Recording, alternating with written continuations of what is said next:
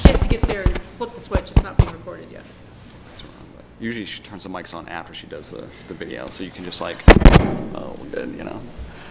I keep trying to turn these flipping things I know down. there's no, That's loud music.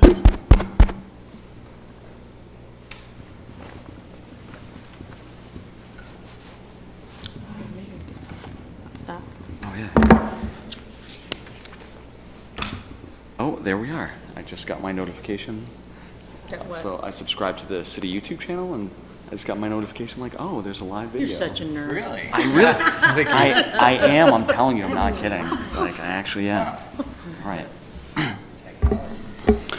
Okay, I'm gonna call this workshop of the planning board to order here. We're starting roughly at 5:30. The plan is to have a hard end at 7:30. And in addition, I'm looking forward to this one incredibly because this is the last time I'm going to be driving any of the ship tonight. Audrey and I spoke last week, and Audrey's graciously agreed to basically run the workshop for us. So I'm gonna hand it over to Audrey. Roll call? Oh, good. I Just guess for the that record, right. that is a good call. We'll do roll call. We'll start across the table. John Engler. Katie Boss. Matt Duval.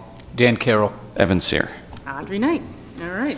The name tags, actually, the plates are in the box if we want to be really official so that the folks back home can see it. So just to kind of go over what we're trying to cover tonight, our agenda loosely from the meeting on the 8th was to really pick up some of the conversation that we got into with the agricultural committee draft. And what we realized once we got into it is that it really needs a lot more work, hence the workshop.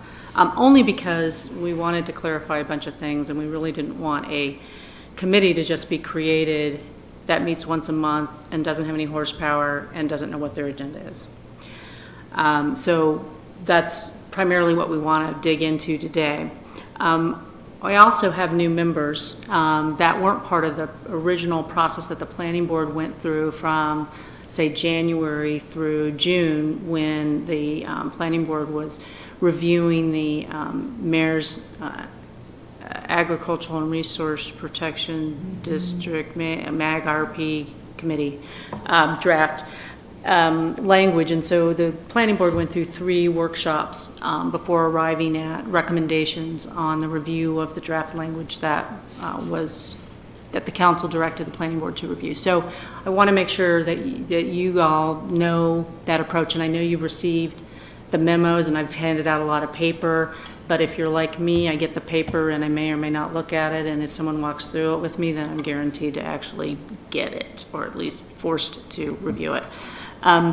So I want to make sure we get that, and we're on the same page, and talk a little bit more about the ag zone in general, just because it's a complicated issue, as I wrote in the memo, kind of in response to Dan's query about or Matt's query about the ag committee and the zone.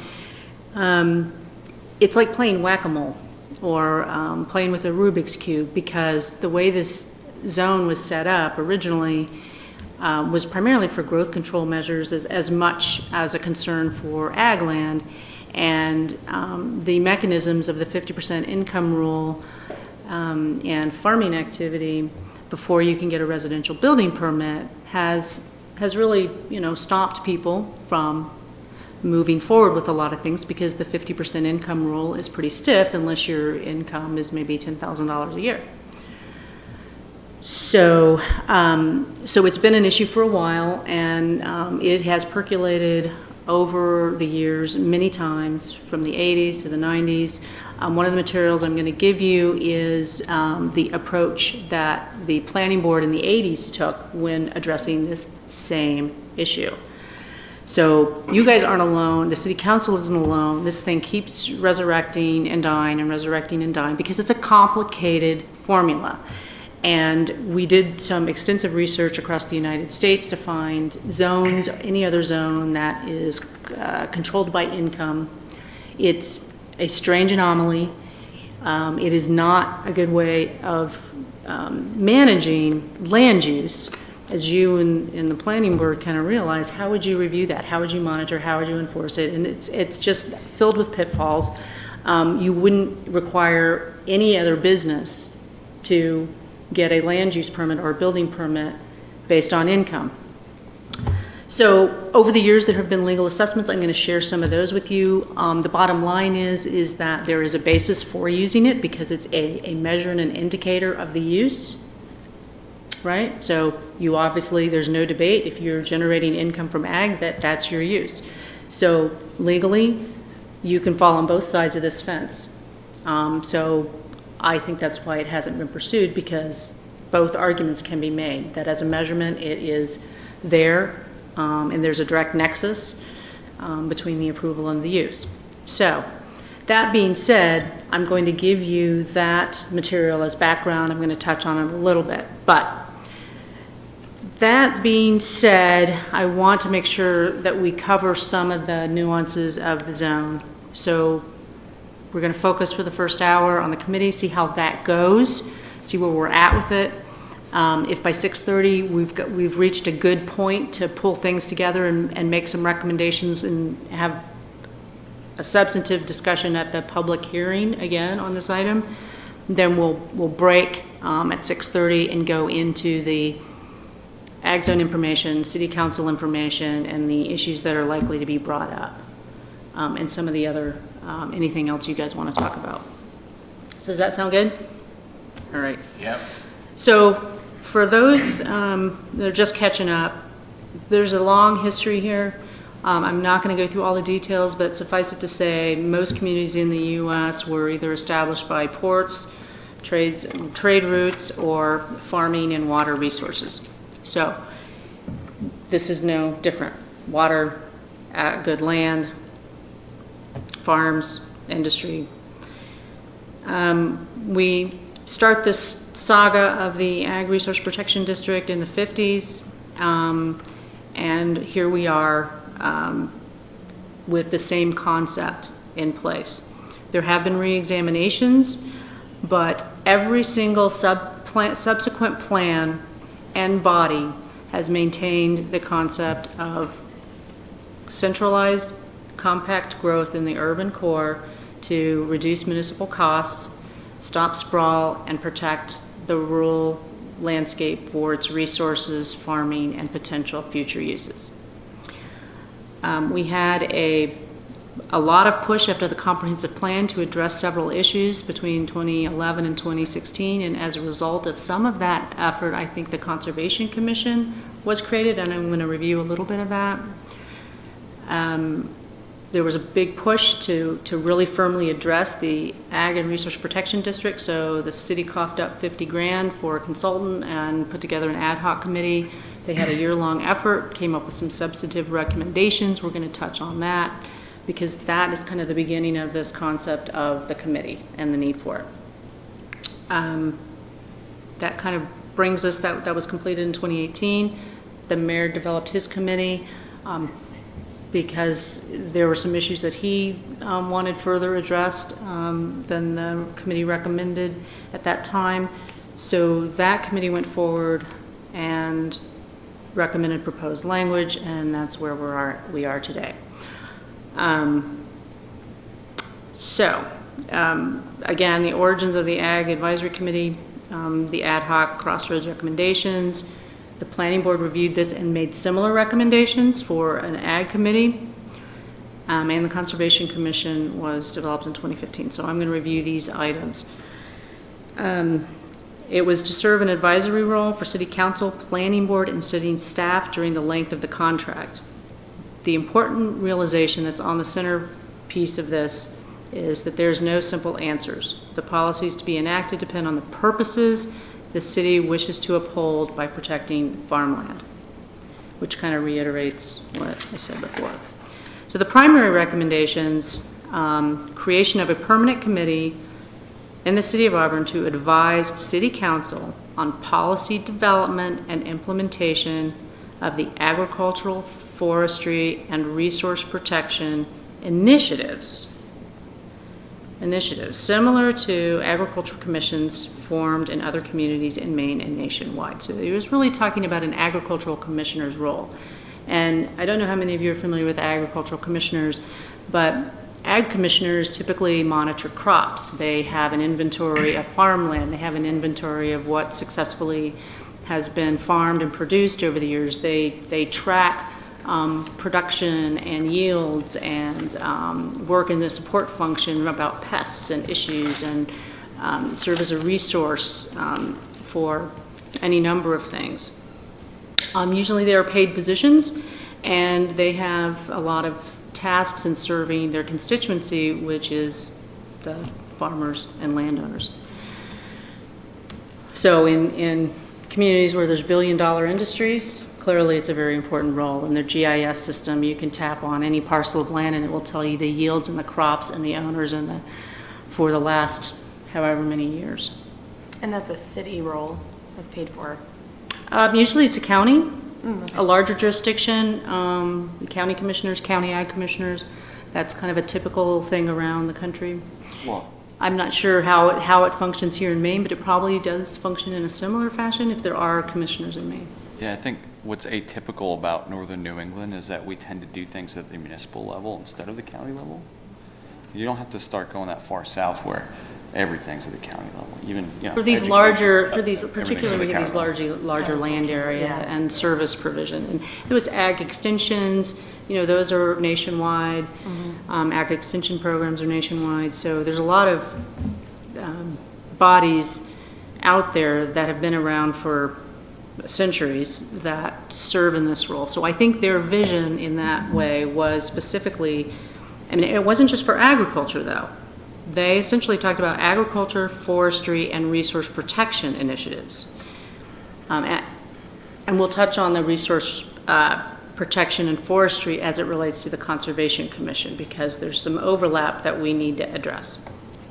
So the next item that was a primary recommendation is elimination of the 50% income rule within the AGRP zone, but replacing that policy only with a fully analyzed, researched, and targeted alternative that will serve long-term goals and priorities for the zone and economic sector. So the key factors here are analyzed, researched, and targeted alternative serving long-term goals and priorities, which basically means those need to be sorted before a policy can be created. We're not there yet. So further, to just wrap this one up, the committee identified the following community priorities and strategic goals. Protect open space and rural landscapes, acknowledging that forest land is a big part of the area. Strengthen the agricultural and natural resource sector of the economy specifically. The income rule should be changed. However, the alternative guidelines that could replace it are not simple. Infrastructure investment and incentives are needed to support the agricultural sector, especially in an unpredictable environment. So this is talking more about the support role for infrastructure, whether it's refrigeration, transportation, getting goods to market, marketing, maybe an Auburn branding, you know, all sorts of stuff. Protect farmland for agricultural uses and foster productive use of AGRP lands. Hold price of working agricultural lands low to keep them profitable. Protect natural environment.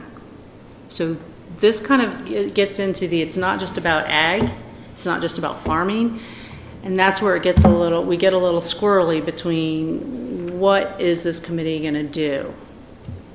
And we're moving to the next one. So the planning board, in its June recommendation to the city council, this was one of the items in making a recommendation to not move forward with the current draft. In addition to the recommendations that the current draft won't implement the comprehensive plan, this was added to the letter to city council. Strongly consider putting the Agricultural Commission or Advisory Board in place prior to making any decisions on text changes. A knowledgeable body can thoroughly weigh, analyze, research, and make implementable recommendations that will encourage ag production and investment, address modern measures to enable more resident farming, find solutions for natural resource protections, and address other issues raised by the City Council and Planning Board. Now, this is different than the ad hoc committee, and it's equally as broad. We really wanted to do everything for us. And so here's the fundamental question: how do you think this committee can best serve the community is really fundamentally what we need to determine. So to get to the overlap with the Conservation Commission, now keep in mind this was established in 2015, and I think it was kind of a compromise. I wasn't here at the time, but I'm intuiting from the chronology that this evolved as something that actually could be done without getting into the zoning issues. So because the scope of this is really around resource protection, but it also dives into forestry. So I think part of that mandate that came out of the ad hoc committee was still being served potentially by the Ag Commission. The purpose is to research, as a research advisory and advocacy group on environmental and conservation issues relating to the city as a whole. So it isn't just specific to any part of the city or to farming or to forestry or anything specifically. It's all environmental and conservation issues related to the city. All members of the commission shall be selected upon the basis of their knowledge of or interest in conservation, environmental science, or related fields.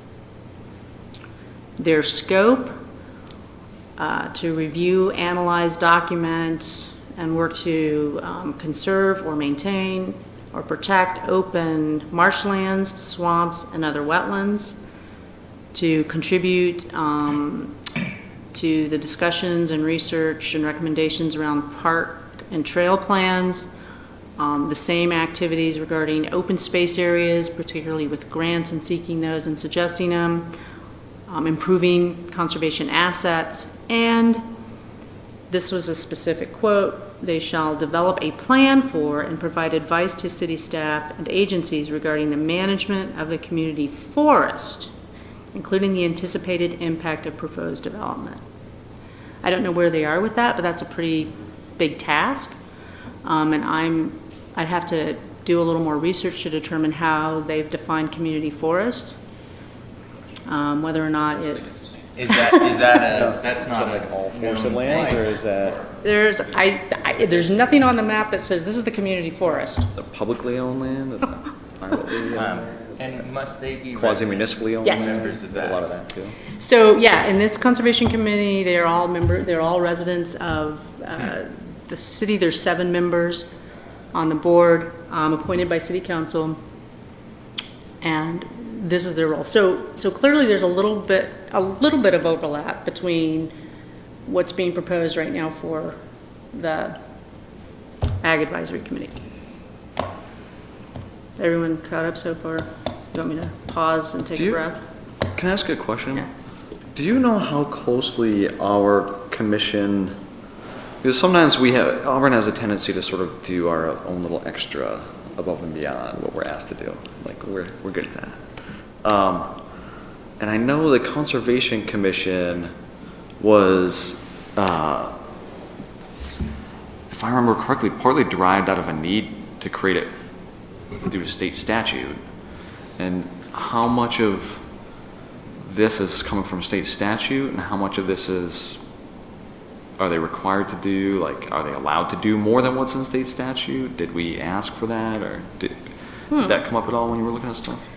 No, and I've read so many things recently, I can't remember where I saw it, but there was something about a state reg. I don't know if it was about this one, however. Okay. I don't think it was. It could be though. Don't quote me. I don't know, I haven't been really involved with them. I don't know what their work agenda has been, what's been on their radar, what they've been working on, what their scope of work is, or, if they have a long-range work plan. I don't know any of that, but that's something that we can certainly have a workshop with them or a joint meeting if we need to about this stuff. Particularly around this committee, because I'm sure they're having similar discussions. So the real question comes, what are the relationships between advisory committees, the planning board, and the city council? All of them are being tasked with making recommendations, being advisory, doing research, doing analysis, doing a whole bunch of stuff. How does this get fed? Who sets the work program? How are they interacting? So I've created two little models here because, and there could be other committees. I mean, there's a whole Parks and Recs committee too. That's probably doing a lot of stuff with the open space and trails as well. So where do they fit into this? There's a lot of committees out there, and the more we can consolidate, I might think everyone would be happier. But that's just my opinion. So, at least from a staff perspective. All right, so who sets the work program? Now, for you guys, a lot of it is driven by applications, right? So a lot of your agendas are being driven by applications, but you can also initiate things. There are also larger events because you're a land use body primarily dealing with the land use issues in the city. You can raise any issue of concern, right, around land use, around the way the zoning code's implementing or not implementing the plan, around problems or conflicts or inconsistencies between plan policies. All that stuff is within your purview.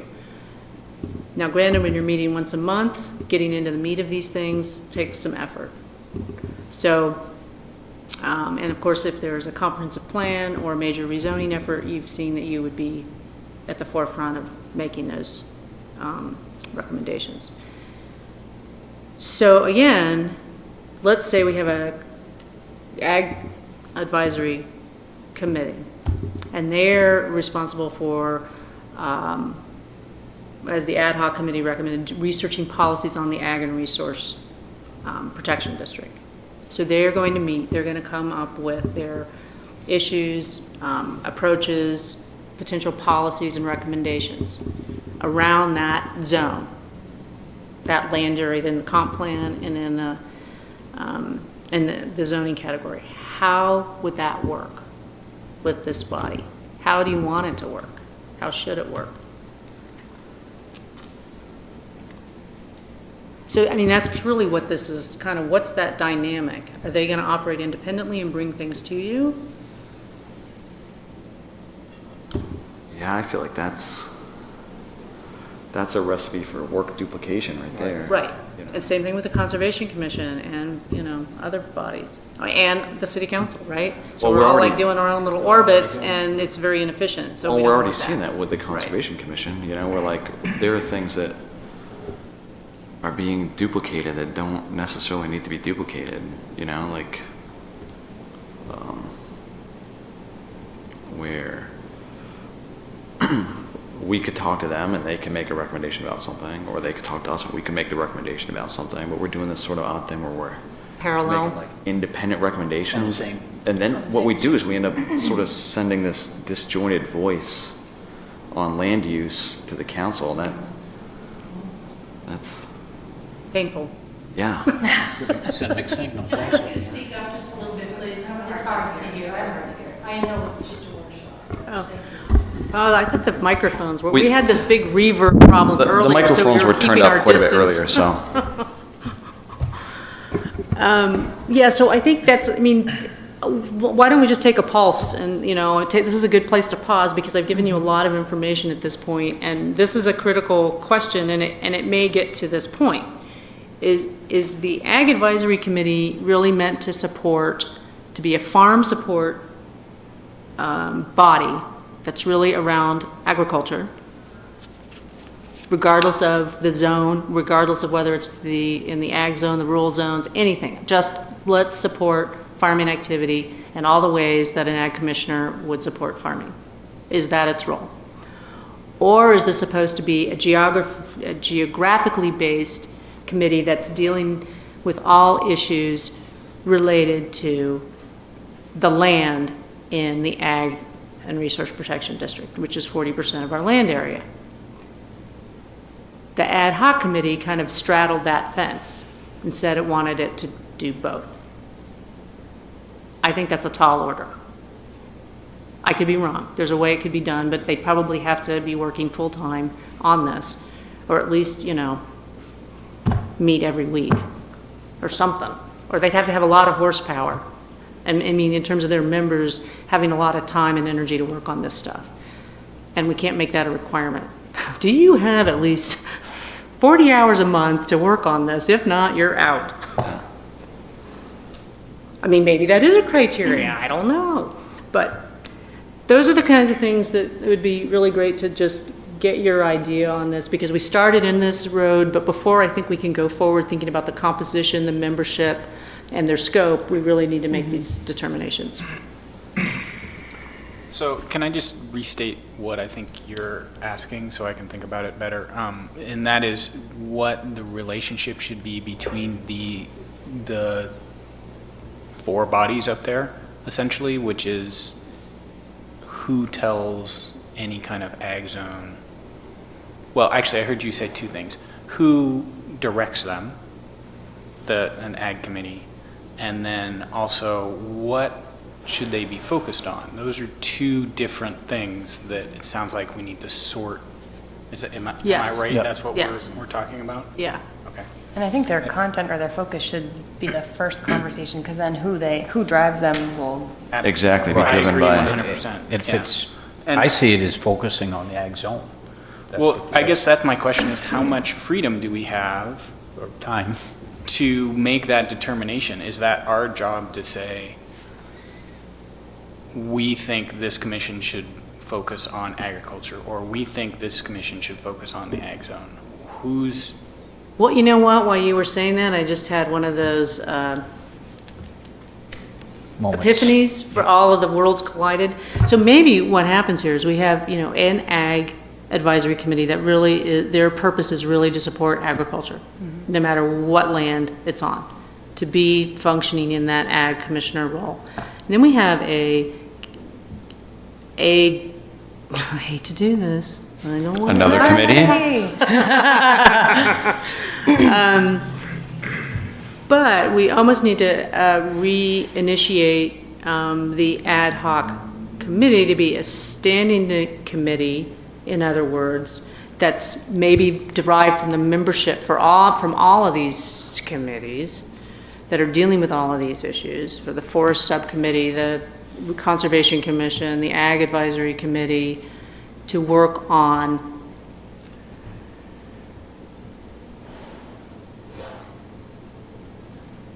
oh wait, it was right there. To work on policy development and implementation of agricultural, forestry, and resource protection initiatives. Because when you look at that and you tie it with the paragraph that's next to it, policy that's fully analyzed, researched, and targeted alternative to serve the long-term goals of that zone. So that's an additional committee to. That's why I said I hate to say it, Right, so- but they're two different functions. can I just say, alternative to that is that, and I just don't know, is that a failure of the definition of our resource zone? To have a committee to actually manage? I think it so is. It's not a management thing, and this is the thing. So here's the reason why the ad hoc committee initially was created for this crossroads study, because it's a complicated entity. If you change one item within that zoning definition, the definition of a farm, which has the 50% income rule and the farming activity necessary before a building permit can be issued for a home, you change that definition, you change how the whole district, the 40% of the city's land area functions, and how it functions with the city as a whole, and how it functions independently. If you change one item, you're messing with something that's in a delicate balance. And that's where we've been at. We go around and round and round. Well, you change the income standard, then what does that mean, and how does that change? And then you change the lot size, and then you change the farming, and then how does that affect 15 other things? So it's been in this kind of cyclone circling the airport for decades. because it's a complicated formula, and it's so diverse. There's so many different issues between the resource protection, the forestry, the agriculture, the conservation, the watersheds, the wetlands. I mean, who's going to be the expert on all of that? And shy of a comprehensive plan update in which that whole 40% of that land area is opened up and visioned, we almost need that body to be delving in advance of the comp plan to sort all of this stuff out prior to a comp plan. So I understand, just then to say, you're envisioning that we pull, say, 3 people from city council, 3 people from the conservation commission, and 3 people from the planning board, and have them work as a working group on, Hypothetically, but right. it'd also be really important to have the forest subgroup, the conservation commission of experts in environmental science, And again, it comes to, like you're saying, time, taking these people. They're already on this committee, spending this time. Well, guess what? You're going to go on that committee, now we want you on this one too. And it gets to a point where who's going to want to do that? And precisely, so that's why I I know, said, I understand, it's a double-edged sword. And I think Matt brought up an important point. Excuse me, in terms of the definition of the zone seeks to do 3 things. So, provide for an agriculture-based economy and land area in Auburn. Right? Create a land bank that the city keeps in order to be able to pull from in the future. So that's the other piece, and the city has already done that periodically. It pulls certain land out of the ag zone to develop it, and that's part of the definition of the ag zone. And then there's the resource protection, and one of the biggest ones that we think of tends to be our water resources, but those are not the only resources that it's seeking to protect. I'd be willing to bet if we asked staff to find another zone similar to ours, they'd be hard pressed. When you look at I think of like, I started looking at other places that have commissions like this, and Winslow sort of popped up, and they have essentially what Auburn's comp plan calls for. Our comp plan calls for the ag zone to actually be split out, so that way it's not 40% of the land ag zone, that there's actually a conservation zone that's used to protect things like the lake, rather than using land designated as ag land. And I go back to what you're saying. I wonder how much of our problem is that we're not looking at whether or not the zone in and of itself is appropriate to do what we're asking it to do. Right, I guess what I heard Audrey say is that absolutely it isn't. Yeah. And in order to change it, we actually need to do a deep dive, a la a comprehensive plan update. it's analysis. I mean, really, you've got. It's It's a an lot of analysis of all analysis. the land area that's in that, in that zone. And you can divide it between north, south, east, west, however you want to divide it. But there are different characteristics. There's different soils, there's different habitat, there's different road systems and networks. There are different issues. There are different potential opportunities or constraints. I'm not sure how much of that was done during the 2010 update, because I think talking to Eric during that process, they were essentially saying, that's set, let's focus on the center. I'm guessing. I know they'd looked at some of it. I'd agree. When you look at the areas that they laid out for conservation, they did not use the metrics that you see in surrounding towns. When you start looking at, say, mine at Poland, you start looking at their ordinances, they start defining conservation land based on resources. They start looking at slopes. They start looking at soils.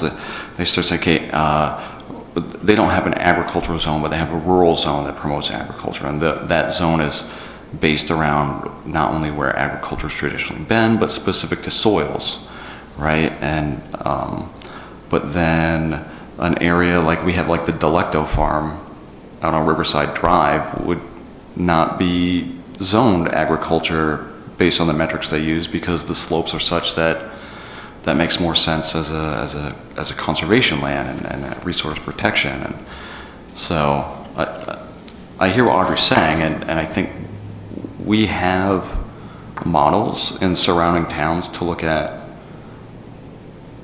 like, what are the things that we can be looking at to define types of zones and where zones should be cited. Well, and there's a variety of approaches, and then it gets into, a planning model, and the McCargian approach, which is, Ian McCarg was a landscape architect, and he's worked at UPenn, but anyway, the bottom line is his approach was you start with the land, and you use that to determine the form. And by looking at the land first and what's out there, you do an existing conditions analysis. And from that, you start forming issues and opportunities and constraints, and it follows a logical approach. You can see that in some cases where they've done a natural evolution and they're projecting, down the road an expansion of the industrial zone. Well, the question may be looking at our current futuristic concepts.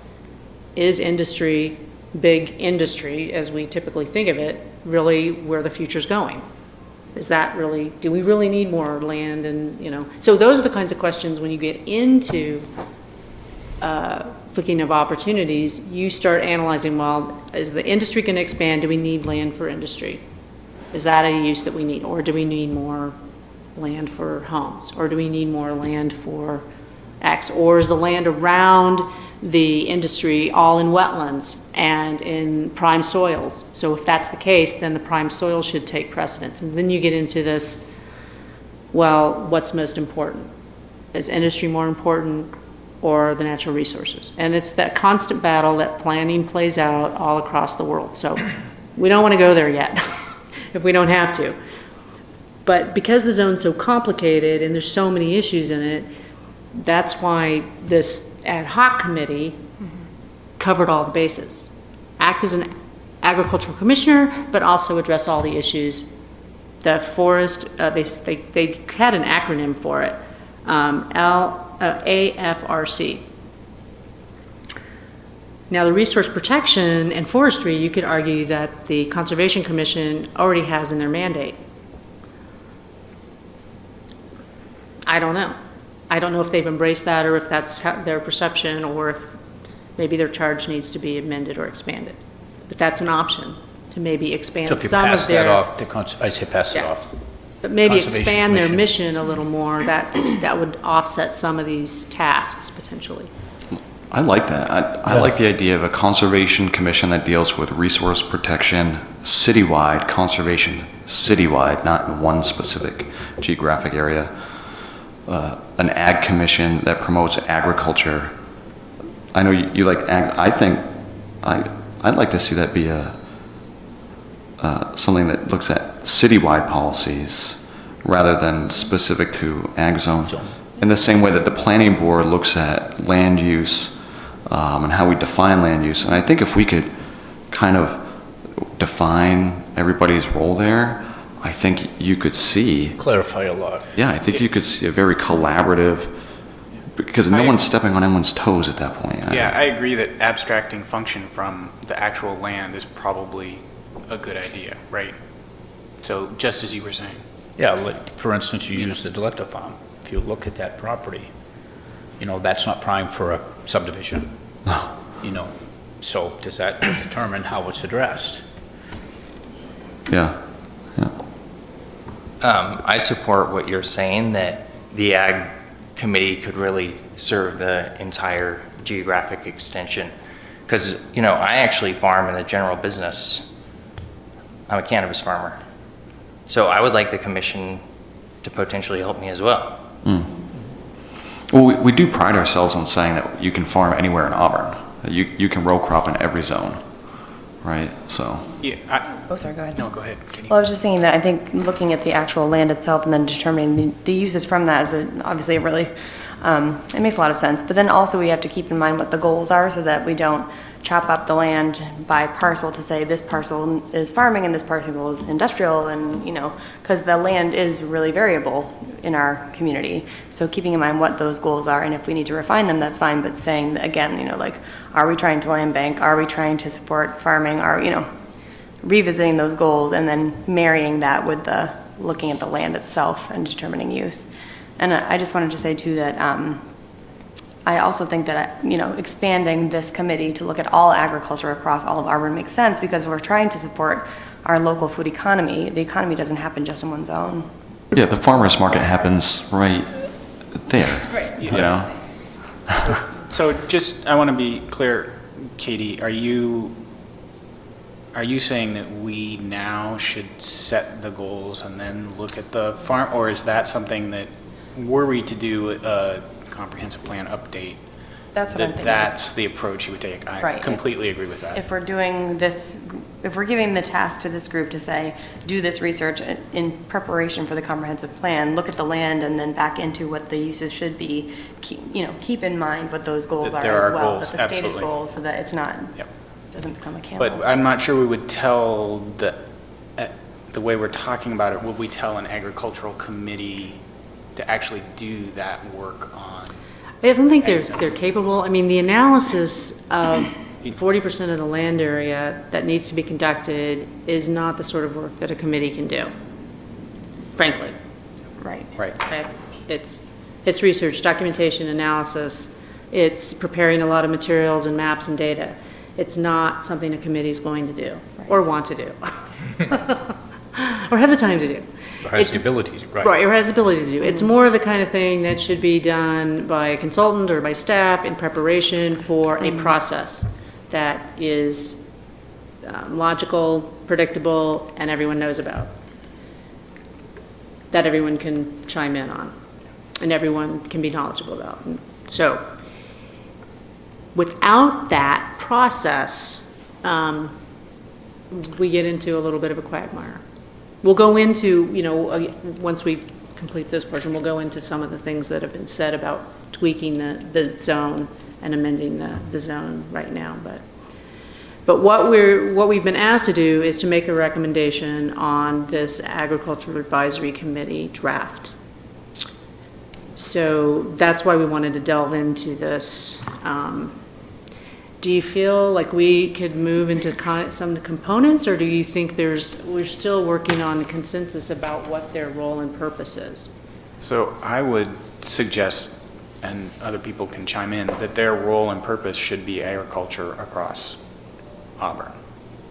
Not just the ag. Yeah, aligned specific, with essentially what's denoted as A up here. Right, the first And option. then he's, Yeah. I agree. Yes. yeah. Yes. Yeah. A, right. Okay. So, that being the case, the way this, these committees are drafted in our municipal code is following a structure of purpose, establishment, qualifications, powers and duties, officers, blah, blah. So, So, and did we then also solve the workflow, like who tells this committee what to do? So that would be,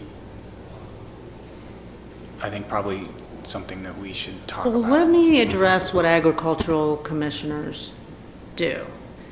They are considered to be a department head in counties that have them, in the sense of they're an equal body that has their own work program based on the needs of the agricultural district that they serve. So they're all about, pest control and management and alerts and tracking and tasks and, failing crops and making sure, the farmers get the subsidies they need and, forward thinking and infrastructure and, encouraging new farmers and helping new farmers and getting grants. And there's a whole host of things that they perform. They manage that schedule. They manage that work program because they know, or they have ideas on where to go forward. And they can bring those policies, like let's say someone comes up with a branding for agriculture in Auburn. Auburn's agriculture, who knows? They're going to try to push that forward. They're going to come up with this to city council, just like any other department head, and say, here's where we're at, here's what we want to do, here's how we're going to move forward with marketing this. What do you think? So in a way, they would be more of a city council, potentially parallel. I don't want to say that they'd be more like a parallel to a planning board, because they really don't have adjudication authority over anything. But their goal, like, can you go ahead one slide? Mm-hmm. Oh, back one. Wait, where am I going? Back or forward? Right there. This way, okay. Nope. No, One more ahead. One more back? No, Ahead. no way. The other way. That way. Yes, please. That one? One more. Right. The other way. Oh, no. No.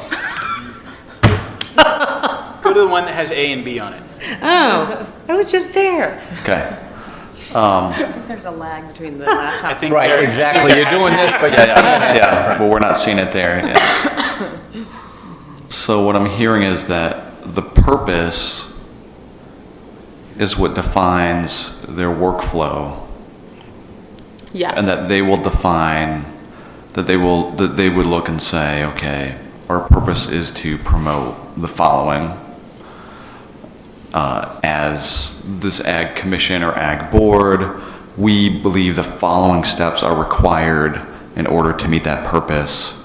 We develop what that looks like, bring that forward to, if it's something that requires planning board action, to the planning board, or something that requires a city council action, to the city council, and they move forward from there, so that their charge defines Their actions. their actions rather They're than, specifically spelled out, like the Conservation Commission in terms of seeking grants or supporting farmers. You know, and a lot of this, like any committee, depends on the people involved and the support that they have. You know, most of these, you know, an ag commissioner is usually a paid position if they have a lot of workload. Sometimes they're an appointed position, or it's somebody who's, you know, tangentially involved in the field, that works at the city, who knows, or the town or the county. But it's just like the Conservation Commission, you know, they're given a charge, we're assuming they're moving forward with their charge, and they're going to give an annual report based on their accomplishments and their tasks and where they're headed and what they're doing and all that. So if we agree that this commission would function as an ag commissioner would, then we actually have solved that problem of who gives them direction. Their purpose and their charge is actually what gives them direction. yeah. And that clears up that whole problem that we were worried about, that would be really prevalent in the case of B, Right. Right. right? So That's the quagmire. I is- totally, yeah. I will double down favor option A based on that. And it's not to say that city council or planning board could say, look, we had this brainstorm, we had this great idea. What would be the best location to have a refrigeration or a distribution? What do you think about a regional truck that delivers local produce to all the regional restaurants? Well, then you know, someone could come up with that and say, hey, yeah, take it and run with it. Give it to the Ag Advisory Committee to network and make it happen, because we're trusting that the people on that are going to be the experts. Or they have the interest and the will to make it happen. Theoretically. Okay. You know, you want people that are passionate about stuff to be on your committees and boards, and if they're not, then they probably wouldn't volunteer. Much cleaner and more purposeful, I Yeah, think. so given that, I'm ready to dive into the other components personally. I don't know about anybody else. I think so. All right. Do you want to go through this, or do you want to, just in a general way, word by word, section by section, or do you want to pick and choose and trust staff to come up with other stuff? I guess, then I'll do what I think we should all sort of agree on this. I didn't envision this as a, in fact, when I was speaking to Audrey, I said it'd be really nice if we reached some consensus, but that, to me, I sort of agreed with John in his email that I like the idea of having this time to talk about our ideas without being bound to develop Okay. And I think that. a solution. No, that's work- good, the because workshop otherwise we part, start okay. delving into public hearing stuff, Right, so 'cause yeah, yeah, well you know, said. and so- Yep. Workshop/discussion. Right. You know, and I think we can talk about sections and share individual concerns that would be brought up in wider planning board debate. And I think it would be good for us to be able to talk about that so everyone sort of knows where everyone's at. But I personally wouldn't want to go through and start wordsmithing. No. And it's not appropriate, so that's well said. Okay. So just generally, these are the things that could be covered. Go for it. What do we all think? So, based on the last meeting, I'm thinking when we take this up as a board again, might want to take an approach similar to the review that we did of the ag zone language. And I think we could decide right now maybe which chunks we think fit best together, like, you know, obviously I think like qualifications, that might be, we might all decide like, yeah, we should probably tackle that one as a single topic. Or maybe there's, you know, officers, meetings, records, and committees. We say, we can group all that together when we talk about it because that's similar, you know, And I think the discussion came up at our last meeting regarding the, you know, favorable, not favorable on the non-resident. yeah. You know, that's one thing we can, you know, Right, yeah, that's something we know we're definitely gonna have to bring up, that under qualifications, we're gonna have to decide, you know, Whether or not- is that residents, is it landowners, is it only resident landowners, is it, you know, who, like, so I don't think we have to like sort of like hash out what the answer is, but maybe identify what will probably be some topics. I mean, I think we had consensus last time about the resident piece. We all came to consensus that they should be residents. Yeah, But the question was around qualification, and I think it'd be valuable to have, Audrey, your feedback on that, given the structure or the that's- style that we're looking at right now, and given the specific scope, what you think, or what we, maybe that's a, yeah, like what are the qualifications for these commissioners Right. usually? What are they? and Right, I think yeah. one of the terms So you narrow wanted now. to add to qualifications was interest. Yeah, I like Having that. an interest, and that wasn't in how it was presently written. And I think that's a big one. If somebody's really got an interest, then they probably could, Yeah. you know, serve the committee.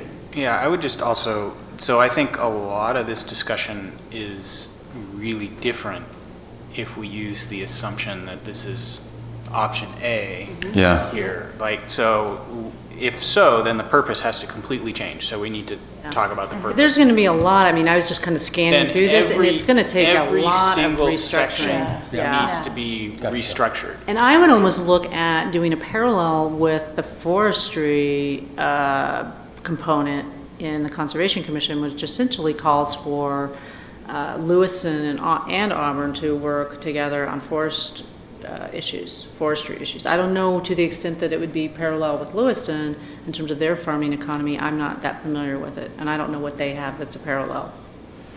Yeah, I don't know if that would be, we're in such a different position than they are, you know, Okay. with regard to Yeah. this. Yeah, okay. Well, I just mean in terms of if they have the need for farm support, if they have something else going in their dynamics, or maybe even using Bates College or some other resource that has expertise, or extension, the ag extension offices, I don't know. So those are components that, Well, you mentioned the forestry board, and if this group really fits in that A description, I foresee them needing to do some of the things that the Conservation Commission is required to do, like have an inventory of a public forest, I don't know, what, a community forest. Hopefully it would be more defined in here, but, you know, sort of, and it's already sounded like that's the kind of thing that ag commissions are generally doing, like they're keeping that data. They're sort of data holders on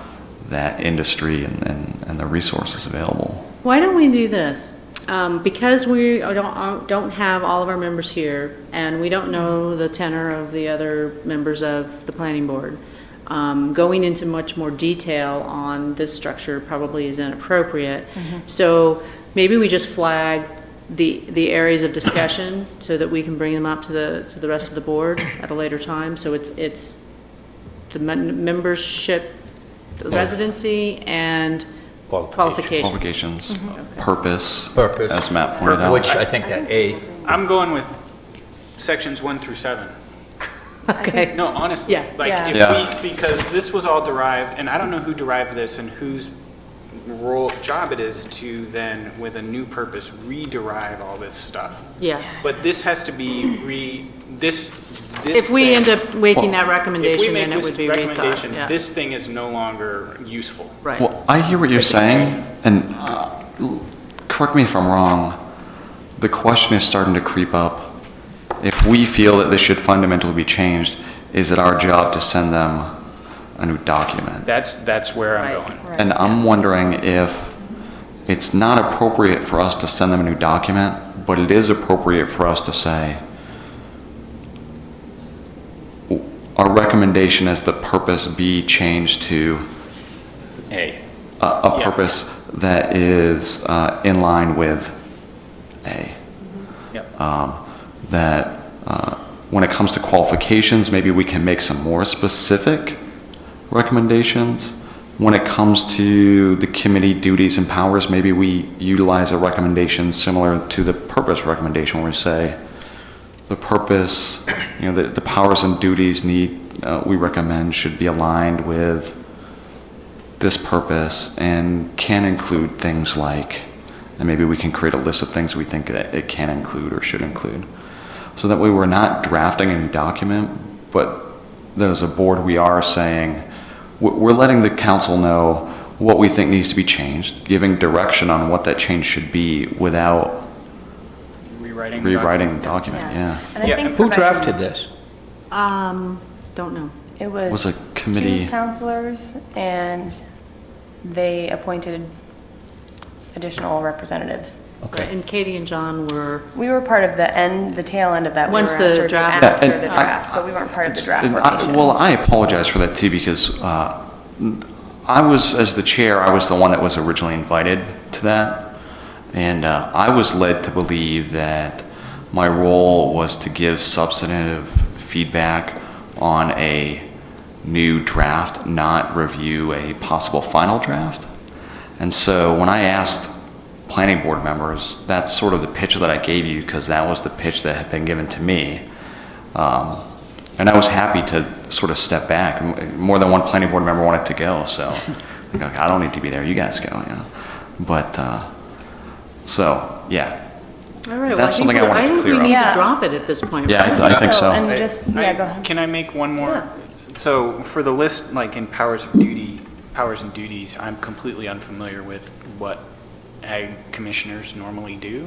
Yeah, I think we need to hear more. So I think we need more from staff on some of the filling. I think we need some information from staff about what ag commissioners normally do, what the functions would be, so that we could recommend something back in our letter in the manner that you're talking about, so. Right, yeah, it's more specific than my iteration of tasks. Okay. Is it possible to get, is they- it possible for staff to find, Oh, it's all over the drafts place. Yeah, and- it's and- a yeah. matter of, again, depending on the nature, size, scope of the industry, they're going to have different functions and purposes and different capabilities and staff and depth, just like any place. Yeah. My question or doubt actually has to do exactly with that, because it seems like if we ask ourselves, why don't these ag commissions exist here, there actually might be a very good reason. Right. Yeah. Economic reasons. Right. And so I'm wondering about the funding model for these organizations Mm-hmm. where they exist, and how this can be sustainable and viable here in our context in Auburn. Yeah. That's a good question. Yeah, particularly if it's a voluntary committee serving those functions, how does that work? And how is it Where they supported pull their by resources staff? from. And what staff would that be? And in a lot of communities, rural communities, they use an agricultural extension program from a university, and they run a lot of the support work. They gather the data, they do the outreach, they do some education and training. So the educational institutions really do a lot of the reach out and support work. So that could be a model that could work.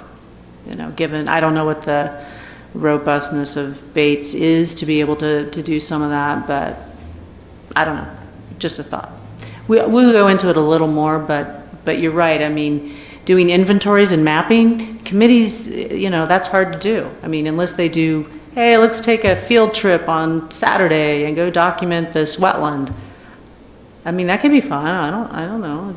Well, I mean, you mentioned Bates, and I don't know what their capacity to do that is, but we know that the University of Maine system has a wonderfully built-out capacity to do that already. So Right. It's like, we've already got a community partner with the experience that could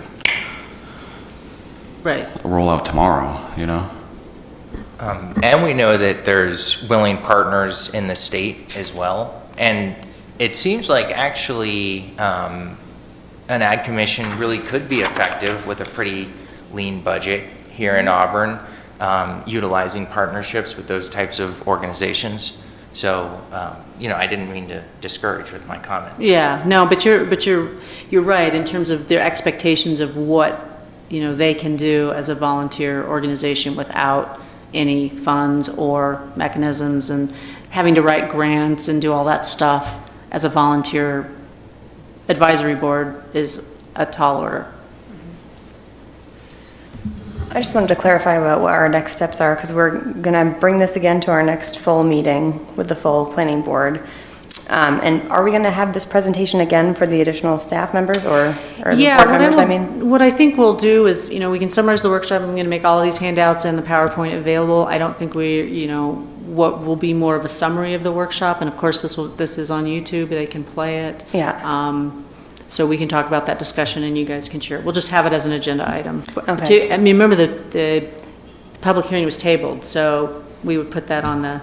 Right, absolutely. Yeah. I'm just thinking in terms of our recommendation and how we, like the A version, there's a lot of context too about how it reduces overlap with Conservation Commission, acts in like an ag commission and what that is. Just want to make sure that the rest of the planning board will be able to really hear the context for Our discussion.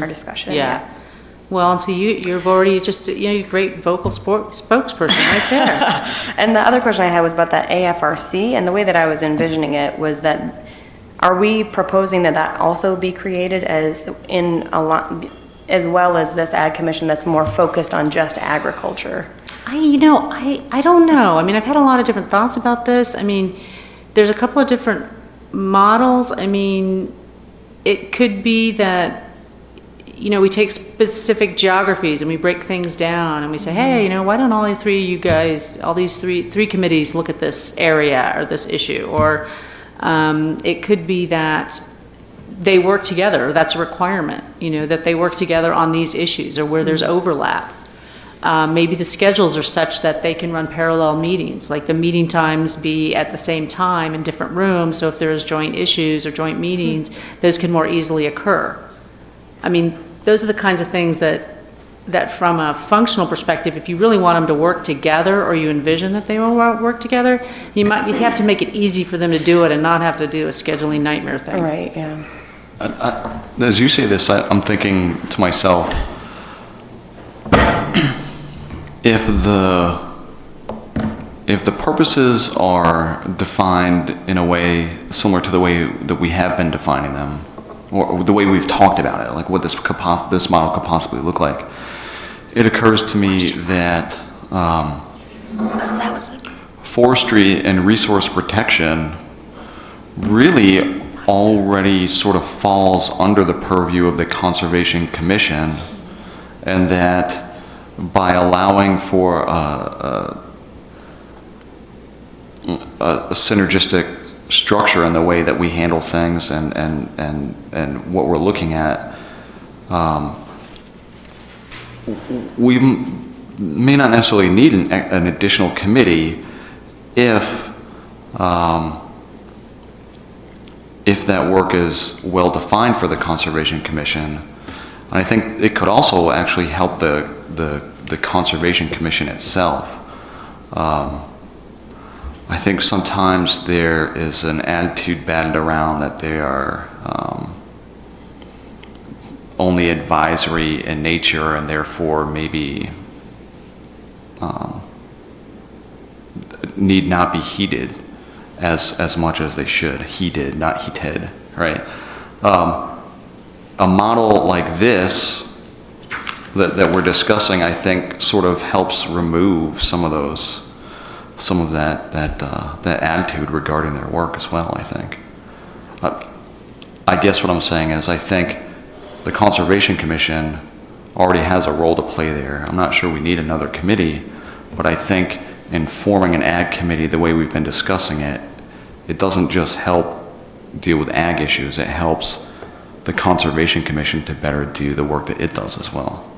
Like, I think it creates a more supportive structure for committee work. Well, maybe part of the recommendation then comes out is expand that to Resource Conservation Commission, that expand some of those capacities. I mean, just for a committee alone to do research, again, as a volunteer board, Yeah. that's a lot of work. Or developing policies, So where would forestry actually land? There is a forestry subcommittee in the Conservation Commission. In fact, part of their charge is to work with they have a Lewiston Auburn Forestry Commission that's working on this stuff. And I'm not in depth on it. I mean, I did a cursory catch up on all this stuff today. So I'm sure that's something that we can find a little bit more about. I don't know what their activities are occurring, but as you notice in their last bullet, one of their charges is specifically to develop a plan for and provide advice to city staff and agencies regarding the management of community forest, including anticipated impact on proposed development. And I don't know where that is or what they're doing about any of that. But they certainly were very productive and efficient in the timber harvest ordinance. And I know that some issues that came out of that joint workshop had to do with forestry in general, clear cutting without the purpose of development. Clear cutting for agriculture has its own policies and development metrics to make sure that there's not erosion and topsoil's capped and how stumping is done. There's a whole list of stuff about that. So I know those were issues that came up with that group. Certainly. All right, sorry, Brian. Okay. The heading said 5:30, but I made a strange little emoji, and he took it as a 7 o'clock meeting time instead of a quirky smile. Sorry. All right. So we're kind of keeping to schedule, which is great. So I want to draw your attention to this packet. This fat packet here is the 4 PowerPoints that have been produced by staff to support the City Council's process over the last 4 work sessions. Another one will be forthcoming on Monday, which I'm not going to show you in advance. But what I wanted to, and I'm going to skip through this, I wasn't quite sure how far we would get. So what I think is important here is that we catch everybody up on the planning board's process in reviewing the mayor's proposed amendments to the ag zone.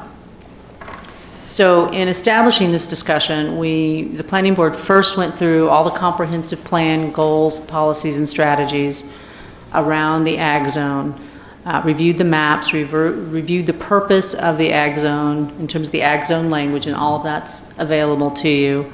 And then from that discussion in another workshop, decided that there was going to be a framework for decision making. How do you begin to evaluate this text? What do you evaluate it against? So it was a fairly logical approach. And these were the primary questions. What should an amendment to the zone avoid? What should an amendment to the zone accomplish? And there was an overriding question because of the nature of the definition of a farm in the zoning ordinance, what constitutes a farm or farming today. So we did have Stephanie Gilbert from the state come and talk about farming, and a lot of that information is in this document in terms of the definitions of a farm and what the state farm program constitutes. But I think what's relevant here is that the planning board went through a filter to review any ag amendment from the perspective of what do we want to avoid, what should it accomplish, and what constitutes a farm. We didn't really go too far into the farming today, and I did circulate the staff report that went to City Council. So I'm just going to summarize because I think all of you guys know this from the meeting. But essentially, the planning board, through workshop and review of the comprehensive plan, established 5 objectives that any amendment to the Ag and Resource Protection Zone should meet. A reduction in the 50% income rule should be addressed. So everyone's generally acknowledged that it's a standard that is problematic for some. It does not promote, so that again, any amendment should not promote residential use, that it must remain accessory to agriculture, it must not spur sprawl or growth in the rural areas of the city, it must not favor either small scale or large scale, and forestry and other conservation use may need to be considered differently, as the unintended consequences have resulted in 75% forested land that is now home to wildlife populations. So there was a lot of discussion around that in terms of the juxtaposition of farming and agriculture and whether or not they're compatible. Does anyone have any questions about the planning board process to date? It's a lot of information. We went through 3 workshops. I did circulate those products and PowerPoints. These were the questions up here were the ones we had Stephanie Gilbert address. So one of those, and staff addressed these as well during meetings. What constitutes a farm business as opposed to a hobby farm or a garden? One of the issues that we had with the $1,000 or $2,000 income or investment rule that was put in place as a criteria is that it's fairly easy to meet that with the investment of a tractor or a substantial vegetable garden. So there's a difference between being a gentleman or a lady farmer and and a business.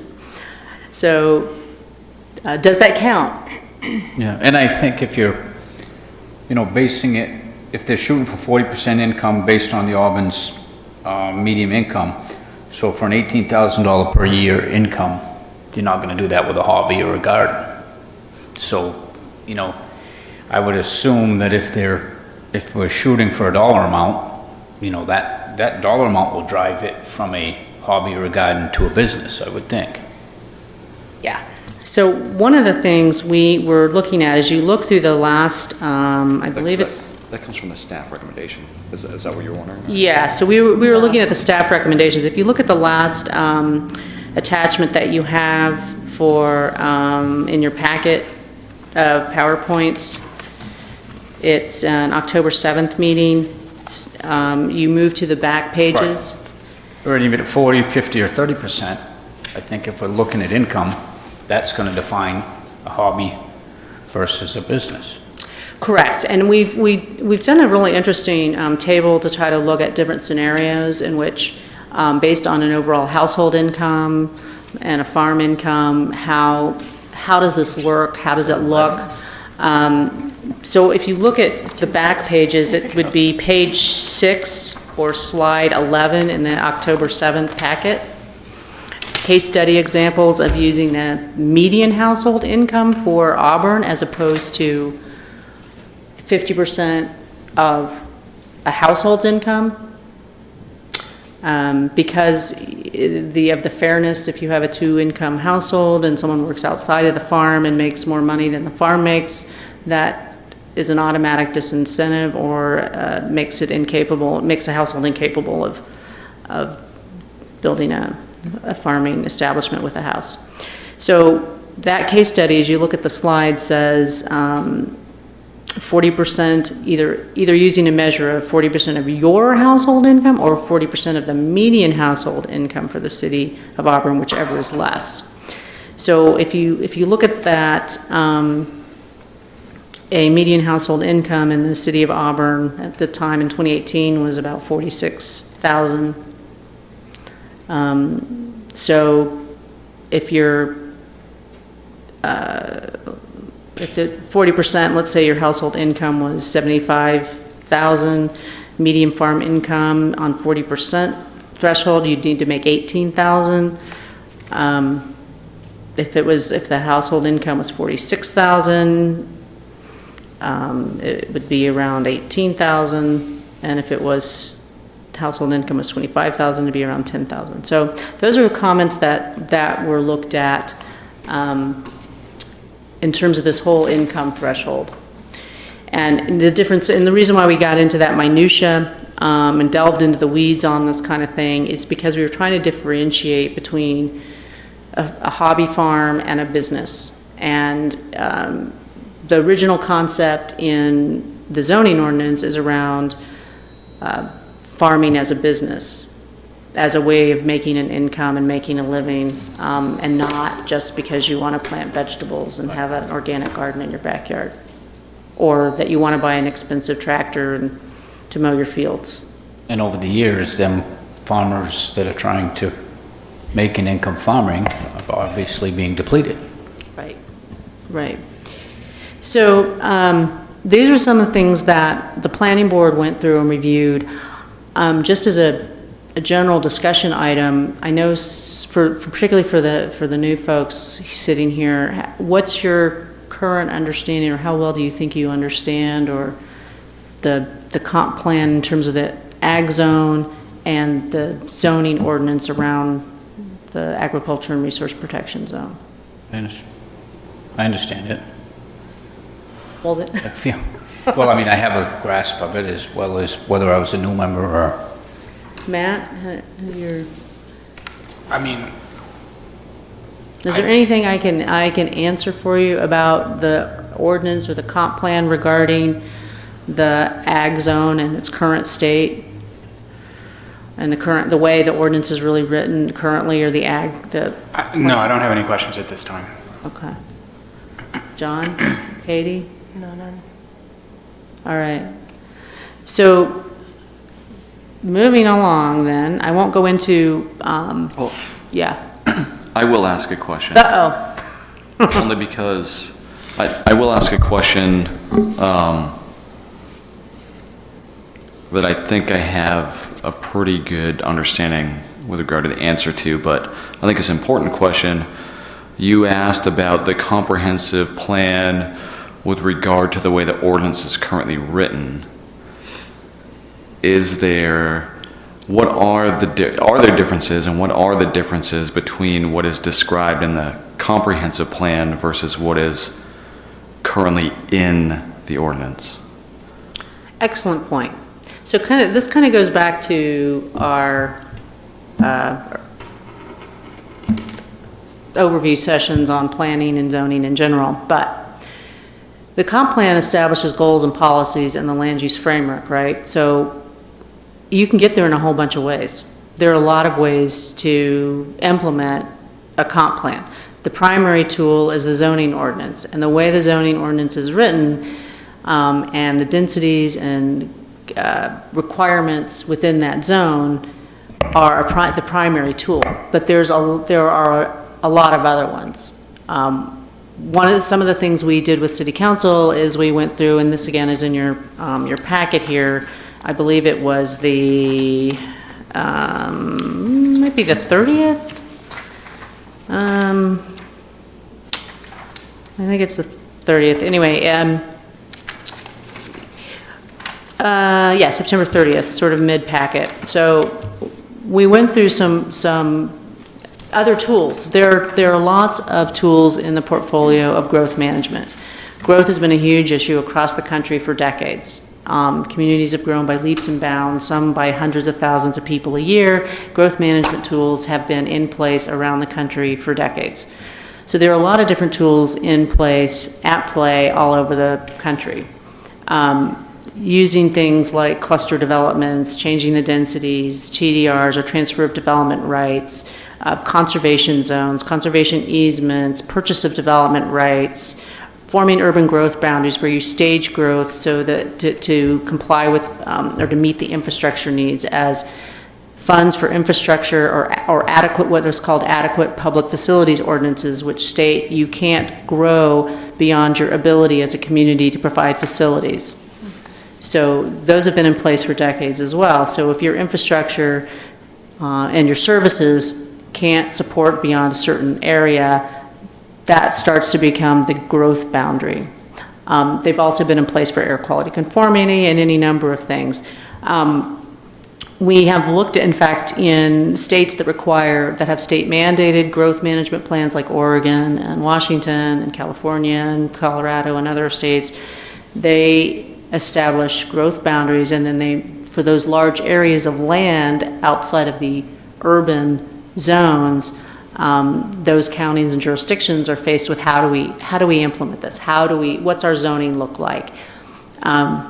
Phil did some research and pulled out of his hat a 45-page zoning ordinance on ag land that actually has an income requirement in it.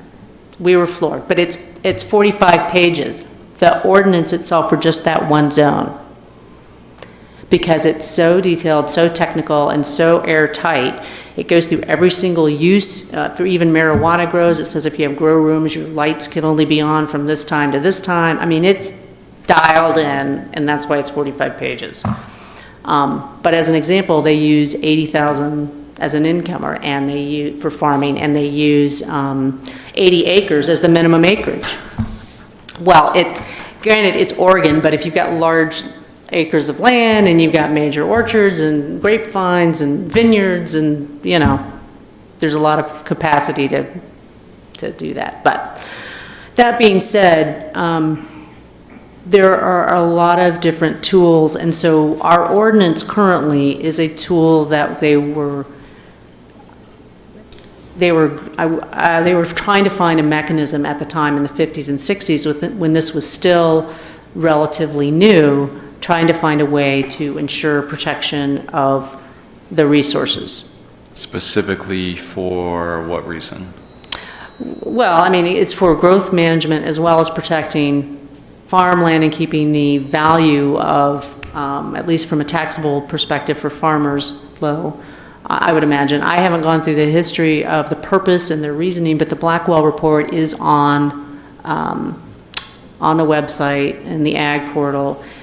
It's functioned because of the growth management. If you go back to the purpose, and this is the quote from the Blackwell report, but it has to do with the city policy at the time: orderly growth of central Auburn, a conscious concentration of urban and suburban growth at controlled densities, backed up and surrounded by mainly farm and forest usage of outlying Auburn.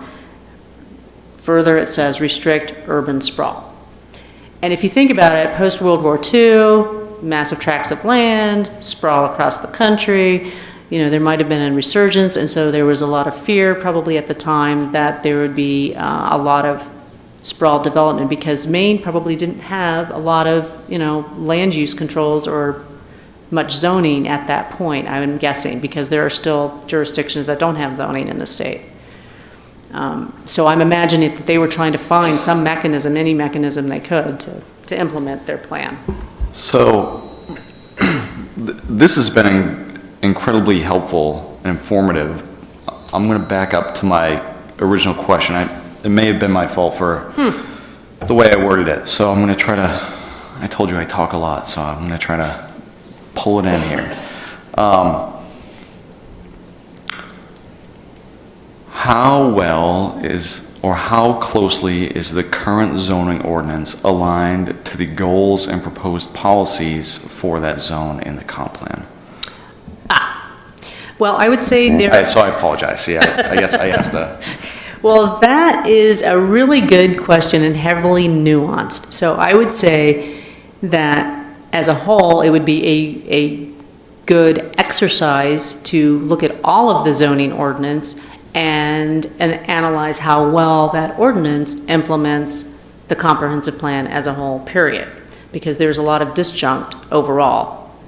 So there are sections within the zone where it really meets the policies and goals, how it's performing, and then there are areas where there are clear policies or objectives that have not been able to be moved forward. Like there's a statement around changing the income rule. Now we're circling the airport again, right? So we have, and just because I don't want to end on that kind of negative note. I don't think it's negative. I think it helps us think about why would we entertain changing the zone why do it? Well, why do it, but also why do it before the comprehensive plan, where if there are changes to the comprehensive plan, then we should then go back and edit the ordinance again, right? If we want the ordinance to be in line with the comprehensive plan, then we're putting the cart before the horse. Well, and there's a statement in the comp plan that says about the ag zone specifically, no growth or limited growth or restricted growth for the next 10 years. Well, that was 2010. So 2020. So am I hearing that as part of this discussion, the board might want to think about, because we don't have to rewrite the comprehensive plan, No.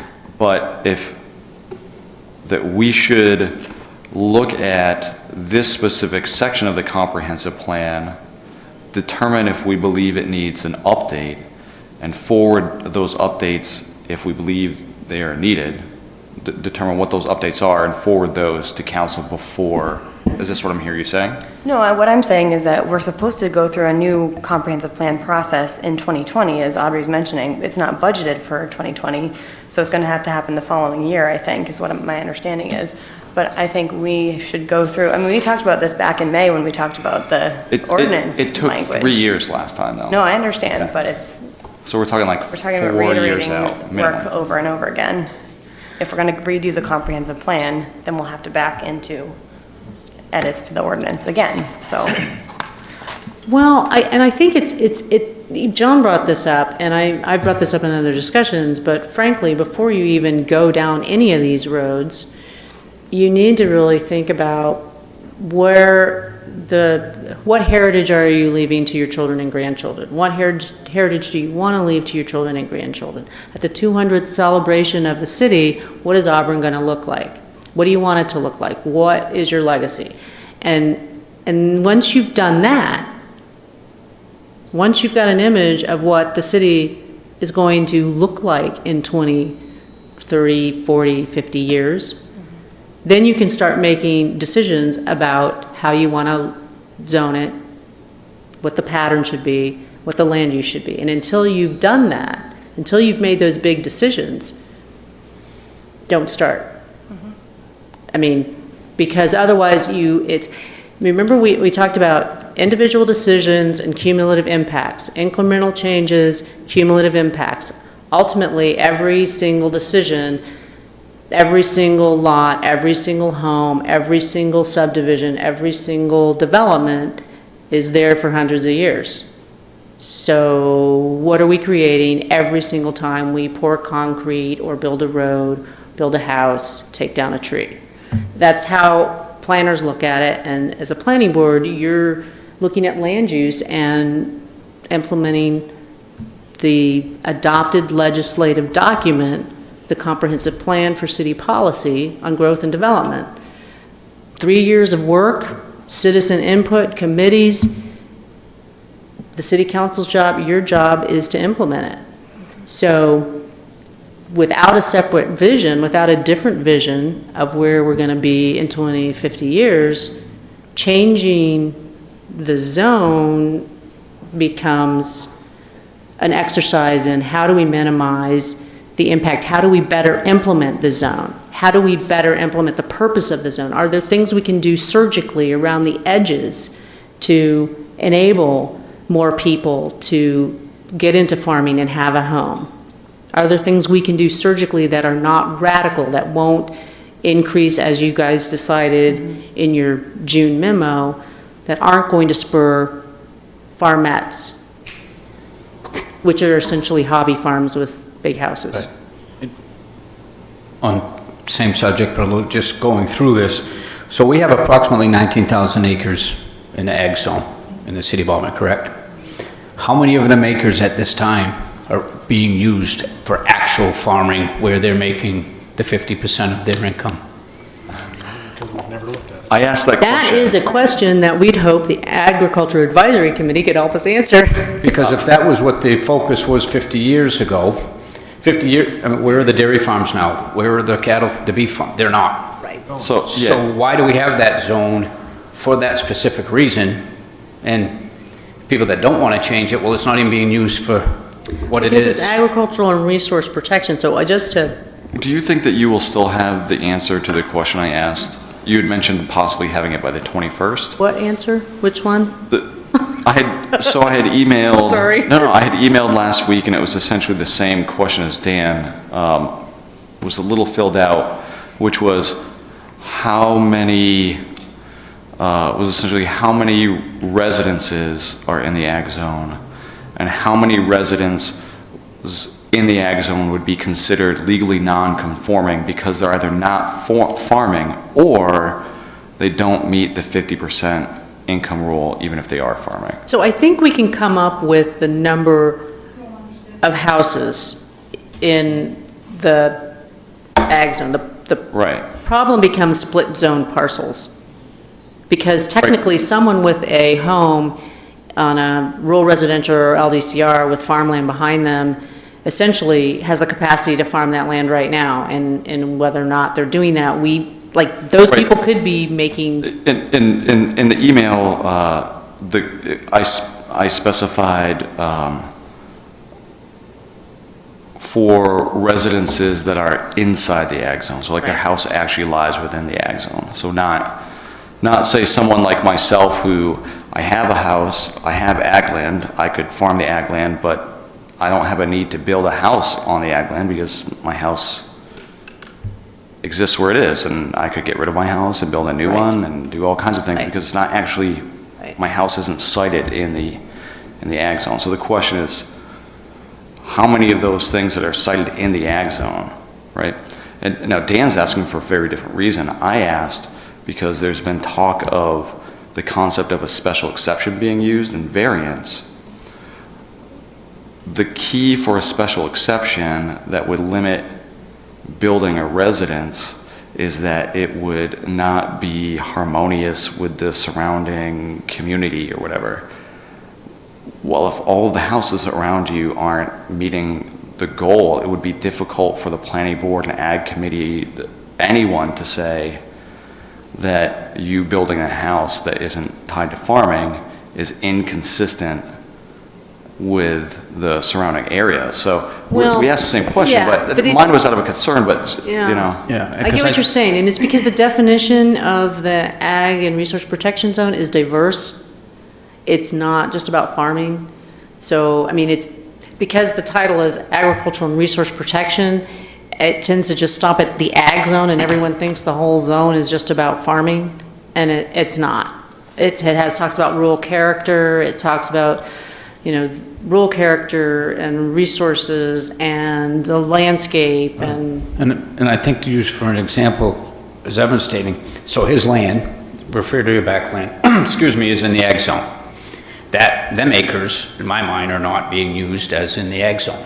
That's why I was curious as how many acres are actually in the ag zone being used for that purpose. I think it's minimal.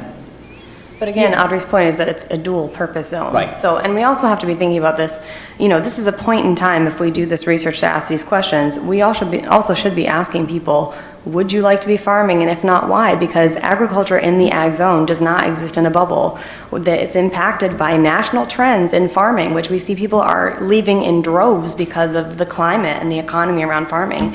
Auburn is not an exception to that. No. So if we look at this as a point of time, we need to look at the context.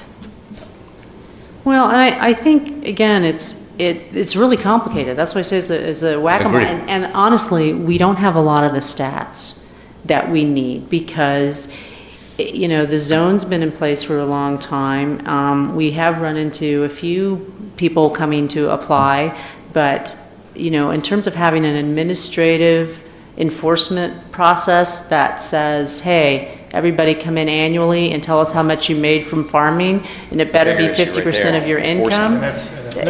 No, I mean, it's kind of a ridiculous administrative process. So, I mean, I literally, I mean, finding another community in the country that uses income as a measure is tough.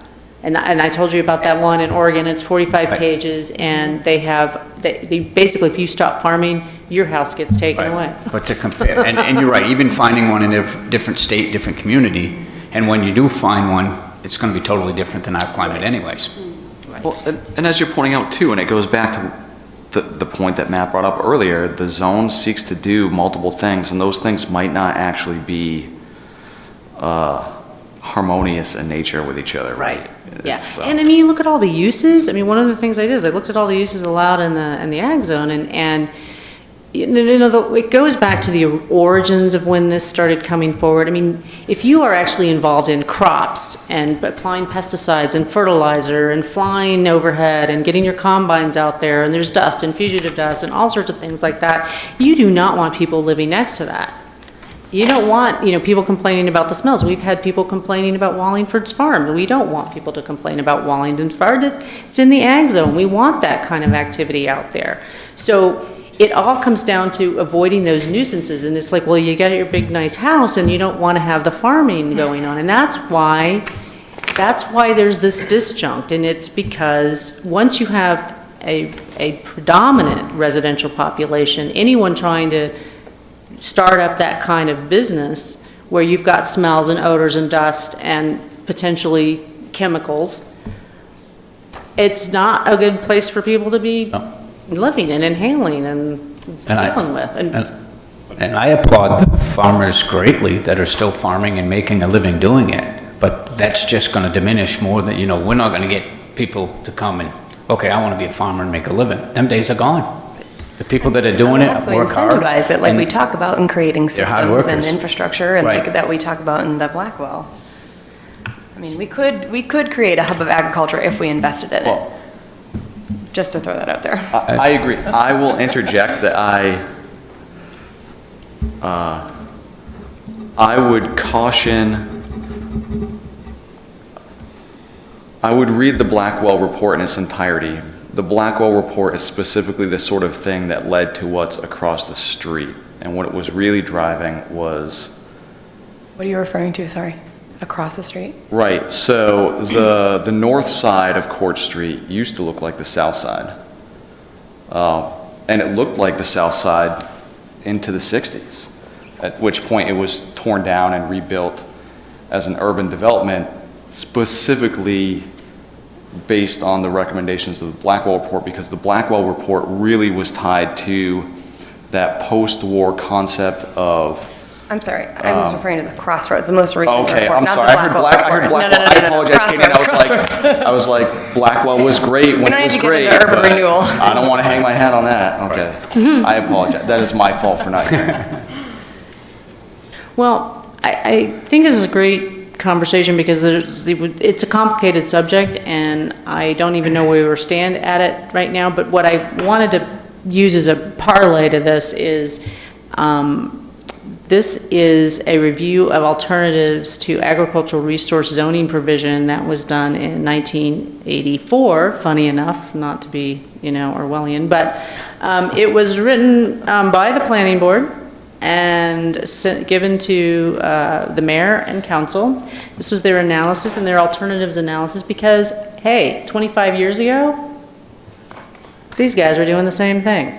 So I'm going to circulate this just because we got to learn from the past. I've got copies for the other members too, but And things have changed so much since then. Yes. So I'm going to, I mean, part of this is kind of edging out, but I want to go over a few more items.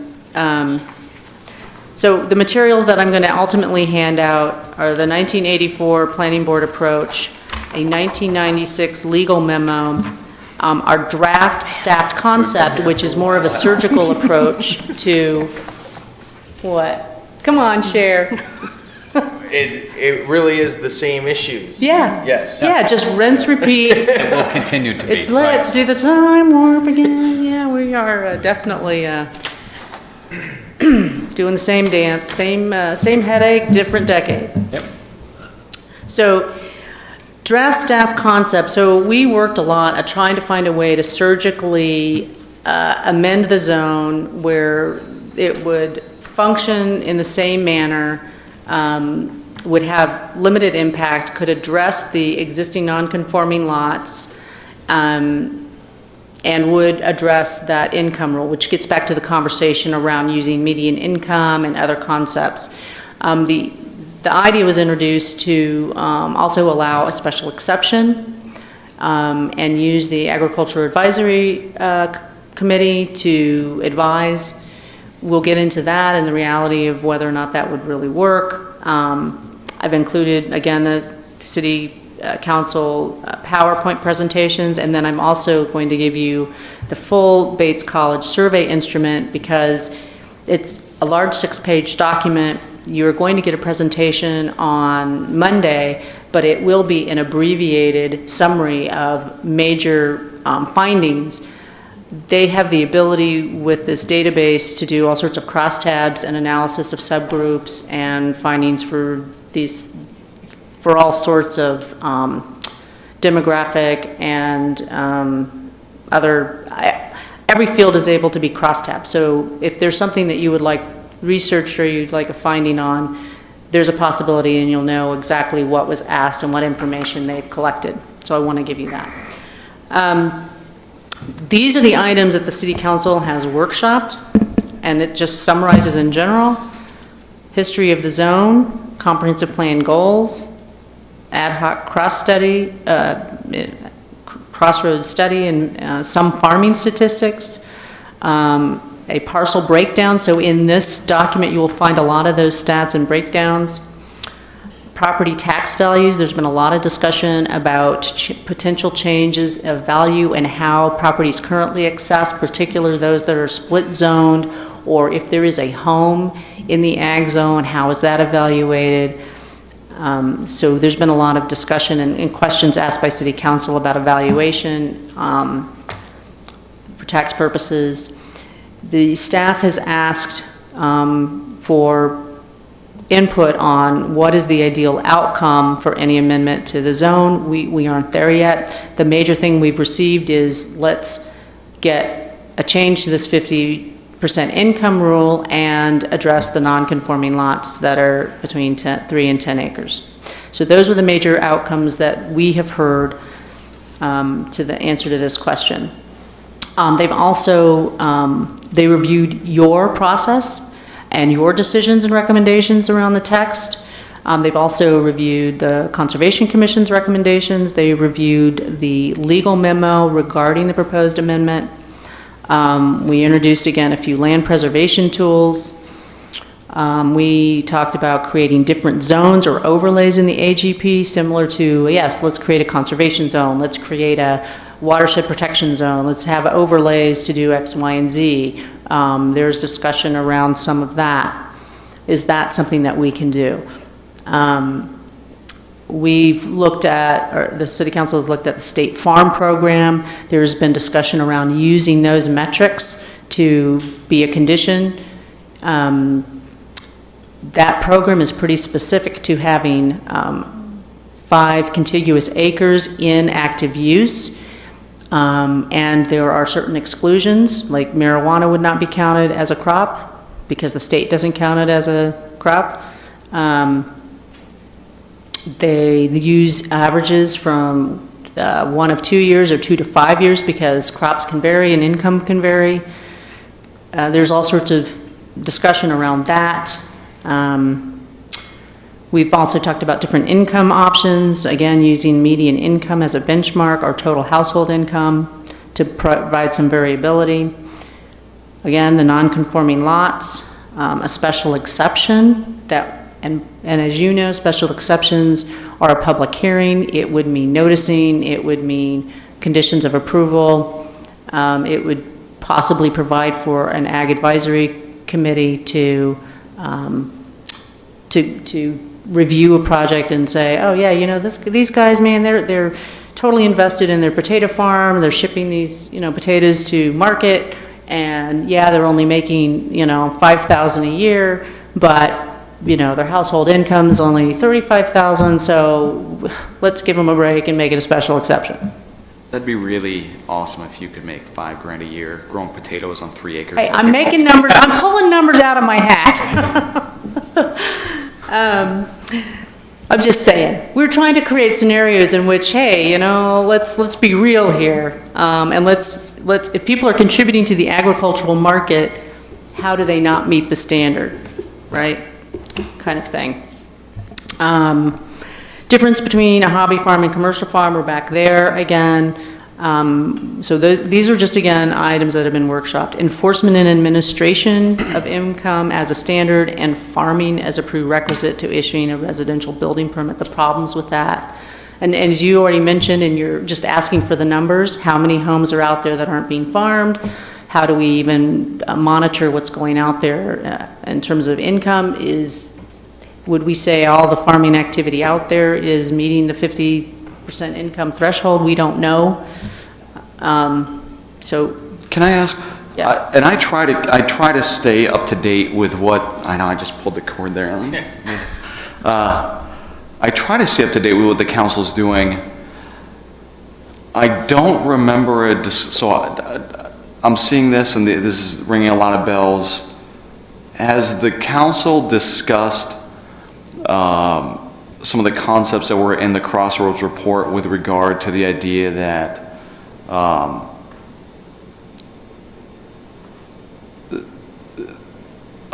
in terms of like sort of doing community good?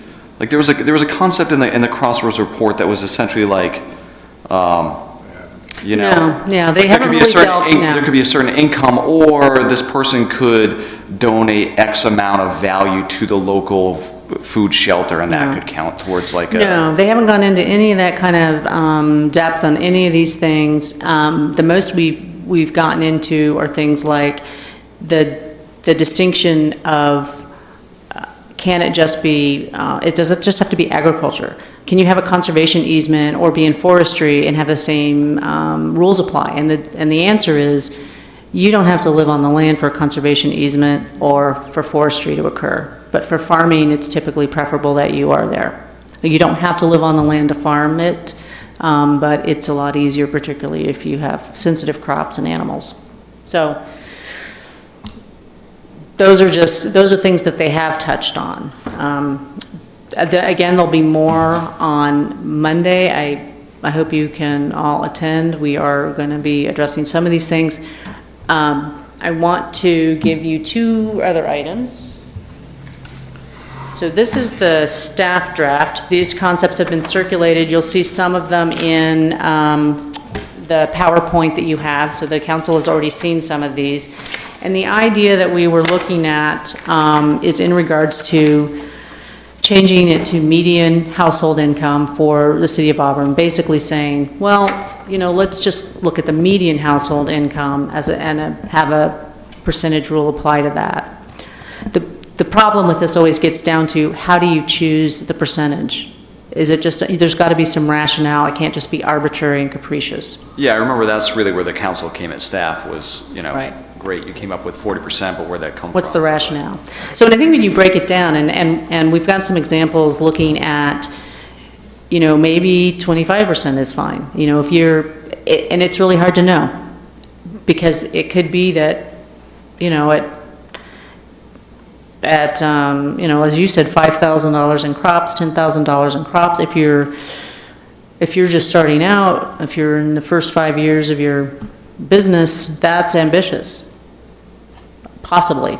And now this was the staff report. If I remember at that meeting, some other things that got thrown out were qualifying on the Form F was one Those idea. were, yeah, and those were debunked primarily because it's just like a Schedule C. Right. You know, I filled out those for my home-based business. You write off stuff and... Right, so I'm just trying to give perspective, like what were some of the other things the council talked about? So they saw this, they talked about meeting the schedule, the Form F. income requirement not tied to Form F, but equal in value to 2,500 or 3,000. One Too person mentioned, Too complicated. well, I'm trying to throw out what are the things that the council, I think it's important for us to know everything Well, that and the they're all council in discussed. here, so I think that's one of the reasons I wanted to catch you all up on this. There is a lot of information in here. Granted, some of this wasn't really discussed. They have their own topics they want to drill on, so some of this wasn't gone into depth and some of it was. Again, it's a PowerPoint, so it's giving, but there is some facts in here, there's some data, and it gives you at least the scope of the material covered. This document is really where we're looking at this special exception, and the question is, do you actually need to have a special exception for a non-conforming lot? Can't you just say, if you're less than 3 acres, or less than 10 acres, and you meet the other requirements, shouldn't it be the same as any non-conforming lot for use? No. We are so far off in the weeds right now. I was at the meeting the last time, at the city council meeting, where the wheels came off, just completely off the entire process. We're trying to eat the entire elephant in one fell swoop. It ain't gonna happen. No. It hasn't happened in 50 years. It's never gonna happen working it this way. You need to look at from my standpoint, it's too close. That just sounds so good, Brian. I don't need a microphone to be heard in this building anyway. You need to address the inequalities of this, and it has to be enforceable. If you do not have something that's enforceable, then you can just gather up all this paper on this table right now and go throw it in the trash. Well, at least We burn have- it or recycle it. I will recycle it. But in 50 years, there's not been one department in this city that has gone and checked the income requirement. Not one. Nobody can tell me, and I've sat in the audience this entire time and not heard one person say anybody's ever come out, and not to mention the fact, not this audience specifically, because I see your smiling face looking at me, that they would even want to bring their paperwork in here. So this has to be enforceable. We have to do something to address specific items, because again, if we're going to try to change the entire thing, we need to wait for the new comprehensive plan, whatever year that gets here, and go from it from there. And this kind of addresses your thoughts on that, Brian, because this is a very interesting letter that is a legal memo to the city manager regarding a challenge to the income rule. And so it's a very clear analysis of the existing code, and it goes through all the legal basis around that. It doesn't, again, get to the overall, what do you want to achieve? It just goes through an analysis of the code and essentially... Well, I'm not saying that there Right. shouldn't be an income basis with it, but it's got to be something that we ought to be able to check. I mean, we've bandied it about, and I've heard it bandied about, that just bring in a Form F, comply with the state rules regarding this. If it's good enough for the state, why do we have to have something that's different? We just turned over the forestry, the overlay for the forestry to the state. If the state's not competent, we probably shouldn't have done that. We probably should have made some other choices. I didn't hear anybody say anything about raising the budget for the city and bringing in new people to be able to do this. We've got to make it simple. We got to kiss it, keep it simple. And we have to address that. If we try to address the whole thing. Can I just make one quick comment? Sure. Well, I'm saying that, I'm saying sure. Actually, I'm not running the meeting, and As long as it So can I be on guess- the record, as long as we can hear it on the Yeah. record. My name is Kathy. Most of my land is enrolled in state programs for farming, conservation, and woodlawn management. By law, the city clerk sends me a questionnaire at a predetermined year, maybe every 5 years, every 6 years, asking me if I'm still in operation, and for me to update and verify the income with the products that I harvest from my land. So there's a check. for you. That's for the state program and the tax assessors, right. So that's because of the enrollment in the state programs. For me to get that- those benefits, Right. I have to comply with certain state rules and regulations. But then we Right. asked this question before, how many people are enrolled in the program? So basically what we can get the numbers of enrollees, and I think some of that information is in here from Karen's data, in terms of the number in the timber and the number in the ag, going back through there and determining all those income, but that would be a good research documentation. She just doesn't have it in any electronic database at this That's been my juncture. whole part. Yeah. With the exception of the folks that are actually enrolled in the program, we have no way of knowing who's complying with this regulation. You can say, you could drive out there and look to see who's out there. So just another comment. Because of our agricultural land, forestry and farmland has been taxed and is valued at a lower level, there's no real incentive for people to put their land into those protections. It's going to happen though when our land values increase. Now I know Peter's got some land in protection, correct? So there's not very many at this time because there's really no reason to do that. There's not a lot of benefit to it. Well, if it was a stipulation as part of the farming, then there would actually be a benefit to it, correct? So would that be something, I mean, I'm asking you, and it's our job to figure this out, but then part of the thing that we need to address is making sure that the land that's utilized for farming, that they're enrolled in the program. If there's may not be any benefit, but there's also no harm, and it checks something off one of our checklists as far as making sure that the land is actually being used for what they're saying it's going to be used for. So I'm sorry to interject. I think that that's clearly something that's going to be part of our discussion. I'm looking at the time. We said we're going to try and do a pretty hard stop. I got an email from Mr. Pepin and from Mr. Martelli, and I told them that I would read it, and so I want to make sure that I do. Some of it's on point to the discussion we've had, some of it isn't, but of course they weren't here before they drafted their feedback. Mr. Pepin has the following to say: I won't be there next week, but just wanted to express how I feel going forward in regards to ag rules and recommendations.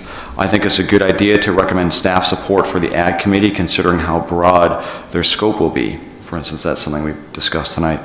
I think the committee should consist of people of Auburn and no one from outside the town, because the people of Auburn will have more of a stake in the outcome of decisions. The committee will be able to consult with experts. I'm fairly new to this topic and don't know all of the history of what actions and discussions have taken place up to this point with the city council and various committees, but I'm for the planning board attending the meeting on the 21st. Over the summer, I attended the Androscoggin Farmland Access Conference in Auburn, and I can say there are a lot of farm seekers in the greater LA region. There are also a lot of nonprofits and people with ag experience volunteering time and skills to help people make the right decisions, proper considerations, and connecting potential farmers with various resources throughout the state. I appreciate the info forwarded from Newcastle and think this is a great issue for Auburn to consider. He goes on to let us know that he's in the Allagash for the week, and my response was to let him know that I was a little jealous. Mr. Martelli had the following to say: good evening to all. I will not be in attendance tonight because of prior commitments that were planned 3 months ago with people from Michigan visiting here for just 3 days, and they are property owners in Auburn of many acres. My opinion on the agricultural problem is that we have two problems that need to be resolved, and that is it. The first problem is that the monetary amount that is now in place of 1/2 of the income of the property owner should be changed to a number in between $2,000 and $5,000 per year. At this level, the property owner could invest money into his property each year and make a profit at the same time in today's world. Most households have at least two incomes, being that the wife and the husband both work at more than 2 jobs in many cases.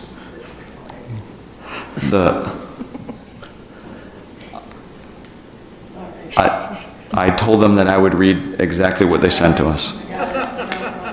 The second part of the issue is that you have acreage anywhere between 2.99 acres and up to 10.01 acres in question that can't be built on, and this needs to be addressed. The solution to this problem is to allow a home for the immediate family of the property owner to be built as long as they invest $2,000 to $5,000 back into their property, not the home directly, but into the land. This allows the property owner to lease out his property to the farmer next door, as long as the property owner can show this amount as income at the end of the year whenever asked. Being that this home is built in the agricultural zone, there would be no impact on infrastructure of the downtown area of water or sewer. All homes in the ag zone have a drilled or dug well and a septic tank, which means that they do not rely on city water or sewer services. The property owners of larger tracts of land don't have a problem. Everything is explained in the ordinances for them. It is just the mid-size acreage that is in question. For example, 1 acre of fully matured blueberries can grow up to approximately $20,000 per acre per year in a good year. On a bad year, that number could drop to $10,000 per acre. This is only one example of what can be done with a small amount of land in our agricultural zone. This would bring income to the property owner and would bring taxes to the city. In closing, I feel that this issue has been beaten enough and we need to move on from it. We need to make a decision on this issue soon. Respectfully submitted, Stephen J. Martelli, Planning Board member.